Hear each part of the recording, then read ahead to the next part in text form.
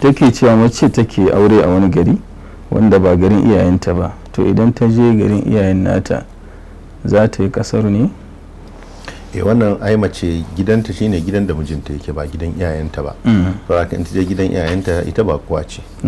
In dai ba dadewa za ta yi ba, zaman da ake so ake hukunci ga matafi in ya zauna saboda tsawonsa ya cika sallah, wato kamar in za ta dade kamar irin su kwana 20 din nan, ko kuma kamar dai abin da jumhurin malamai suka ce in za ta wuce kwana 4, in ta san za ta wuce kwana 4 to sai ta cika sallah.